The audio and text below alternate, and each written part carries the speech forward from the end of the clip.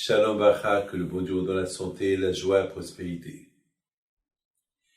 Je me rappelle à Essaouira,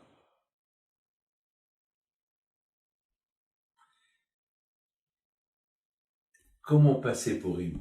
J'étais jeune, j'ai quitté Essaouira à l'âge de 8 ans et demi pour aller à l'Yeshiva.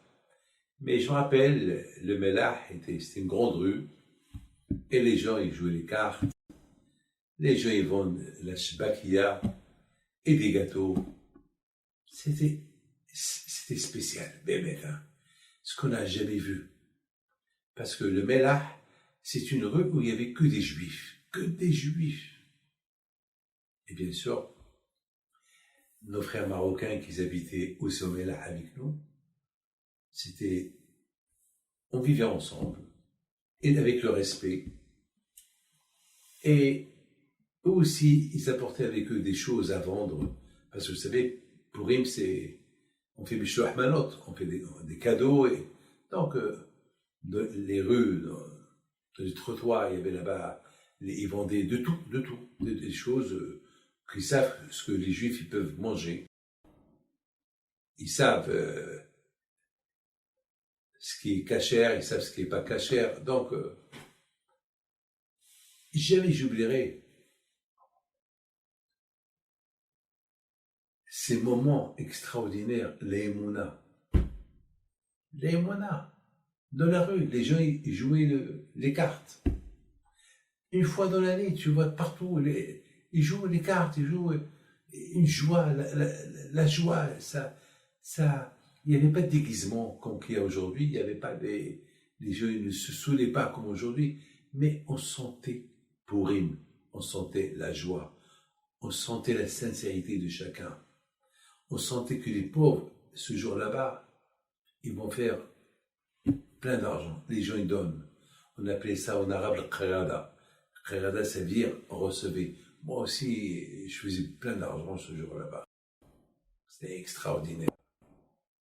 La Emouna, le cimetière était ouvert, les gens ils allaient pèleriner. Il y a un miracle que je vais vous raconter, qui m'a raconté M. Rabbi Pinhas Habitant.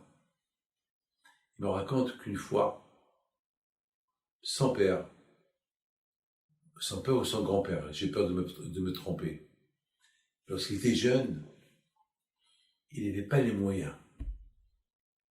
Et à cette époque-là, lorsque Rabbi Haim Pinto, mon grand-père, il marchait, tout le monde venait lui embrasser les mains.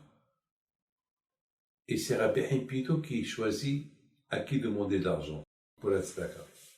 Et les gens, ils étaient heureux de lui donner parce qu'ils savaient, celui qui donne à Rabbi Haim Pinto, c'est comme mettre l'argent de l'eau. C'est comme remplir un loto. C'est comme acheter un tiercé, tu vas gagner. C'était du sûr avec lui. Alors, il y avait carrément des gens qui disaient à Rabbi Pinto, Rabbi, demande-moi que je te donne. Et Rabbi Pinto lui disait, non, toi la prochaine fois. Ou bien parfois, avec l'humour de Rabbi Pinto, il va lui dire, tu vas assez gagner avec moi. Au lieu que c'est Rabbi Pinto qui va lui dire, j'ai beaucoup gagné avec toi, c'est Rabbi Pinto qui dit, tu as assez gagné avec moi. Alors la prochaine fois, maintenant, laisse les autres gagner de l'argent. Maintenant, le père de l'habitant, il a vu Rabbi Pinto de loin, il s'est caché. Il avait honte que peut-être Rabbi Pinto, il va lui dire, Abtan, Haninia, donne-moi. Il n'avait pas. Et Rabbi Pinto, à la Vachalom, il marche, il s'arrête, il voit une porte, et il crie, Haninia, maître baisse, ne te cache pas, sors de ta cachette. Je sais que tu es caché là-bas. Je sais que tu n'as pas d'argent, j'ai crié, je sais que sors. Le pauvre, il sort, il embrasse les mains. Hacham, excuse-moi, Hacham. Non. Tu vas passer une bonne journée. Je sais que tu n'as pas d'argent. Voilà, je te donne un peu d'argent. Achète la farine. Dis à ta femme qu'elle fait des gâteaux. Demain, c'est pour une. Et tu vas te mettre à côté de ma maison. Et tu vas dire aux juifs qui passent, des milliers de juifs qui passent, ça c'est les gâteaux bénis par Rabbi Haim Pinto. Et chaque gâteau, il coûte tant. Haram, mais qui va acheter un gâteau à temps?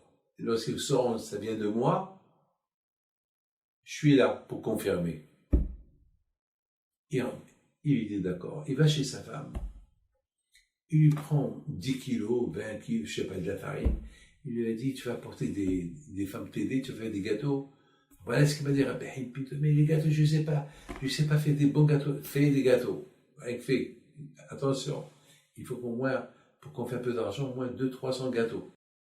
Parce que chaque gâteau, je vais le vendre tout le temps. C'est Rabbi Pito qui l'a dit. Et tu fous. Rabbi Pito l'a dit. La Emouna. C'est ce qu'elle a fait. Et le lendemain, il vient en face à la maison de Rabbi Pito. Il a porté une petite chaise. Il est assis. Les gâteaux de Rabbi Pito, comme ça il disait. Chacun qui passe les gâteaux de Rabbi Pito. C'est quoi? Rabbi Pito les a bénis. Celui qui prend un gâteau, il coûte tant. Non, c'est pas possible. Sa maison elle est là-bas. Non, on te croit. Si tu parles comme ça et tu es à côté de la maison, c'est que, donne-moi 10, donne-moi 15. Il a tout vendu. Il rentre chez sa femme, les gâteaux. Encore. Et entre-temps, il achète encore de la farine. Fais les gâteaux. Et le four, c'était à côté de la maison. Et puis, il y a le four public. Il a fait un argent fou. Et chaque fois, Pito, il sort, il le regarde. Il dit, Hanina, tu es content? Hacham, tout ça c'est à toi. Non, tout ça c'est à toi. Bon. Après Purim, il prend tout le sac d'argent. Il dit à sa femme, c'est pas possible. Je prends tout ça chez Rabbi Pito. Et c'est à lui de me donner ce qu'il veut. Il va chez Rabbi Pito, il dit, non, ça c'est à toi, mais je vais prendre ce que je t'ai prêté hier. Voilà, je t'ai donné hier 5 dirhams, je les prends. Va. Haram prend tout. Non, il n'y a pas d'intérêt, c'est péché. C'est ton argent, je souhaite une.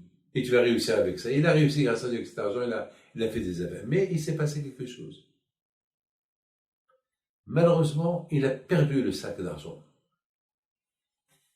Il a perdu. Comment il a perdu? Vous savez, à l'époque, ils accrochent les sacs avec eux. Les sacs.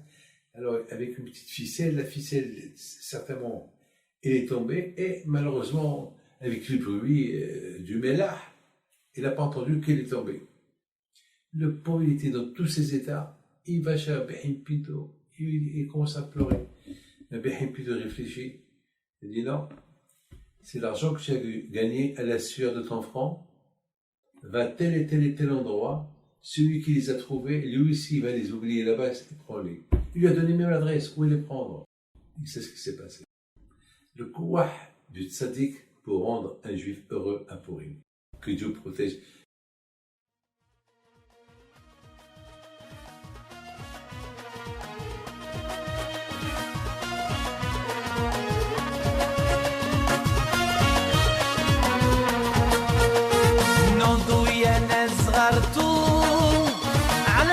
حي بنتو وقف لنا زي